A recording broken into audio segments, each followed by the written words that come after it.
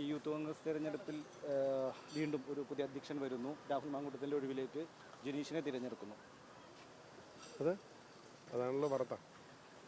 അല്ല, എങ്ങനെയാണ് ഗ്രൂപ്പ് സമവാക്യങ്ങൾ പലതരത്തിലുള്ള പ്രശ്നങ്ങളുണ്ടെന്നുള്ളതാണ് അറിയുന്നത്. ഇന്ത്യ യൂത്ത് കോൺഗ്രസ് കമ്മിറ്റി ഒരു ഡിസിഷൻ എടുത്തു.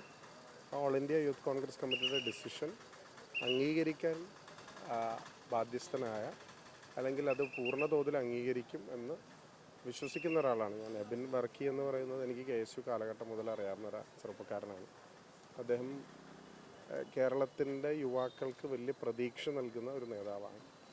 സ്വാഭാവികമായിട്ടും അദ്ദേഹത്തിൻ്റെതായ പ്രവർത്തന മണ്ഡലം തിരഞ്ഞെടുക്കാനുള്ള അവസരമുണ്ട്. പക്ഷേ all India youth Congress committee അദ്ദേഹത്തെ ദേശീയ തലത്തിൽ അവരുടെ സംഘടനാ പ്രവർത്തനം വ്യാപിപ്പിക്കാനും പ്രയോജനപ്പെടുത്താനുമാണ് തീരുമാനിച്ചിട്ടുള്ളത്.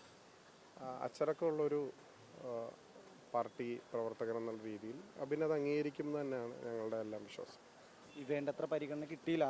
അതായത് രണ്ടാമത് തെരഞ്ഞെടുപ്പിൽ 2ാം സ്ഥാനത്തായിരുന്നു വോട്ടിൽ. അപ്പോൾ അതുകൊണ്ട് അത്തരത്തിലൊരു പരിഗണന കിട്ടിയില്ല എന്നൊരു പരിഭവം ഗ്രൂപ്പിന് തന്നെയുണ്ട്. അല്ല, യൂഷ്വലി യൂത്ത് കോൺഗ്രസ് തെരഞ്ഞെടുപ്പിന് ഒരു പാറ്റേൺ ഉണ്ട്. ആ പാറ്റേൺ എന്ന് പറയുന്നത് ഏറ്റവും കൂടുതൽ വോട്ട് കിട്ടുന്ന ആൾ പ്രസിഡൻറ്റും രണ്ടാമത് വരുന്ന ആൾ വൈസ് പ്രസിഡൻറ്റും ആവുന്നതാണ്. അപ്പോൾ അത് എന്തുകൊണ്ടാണ് എന്നുള്ളത് youth Congress all India committee അതിൽ വിശദീകരണം നൽകുമെന്ന് ഞാൻ പ്രതീക്ഷിക്കാം.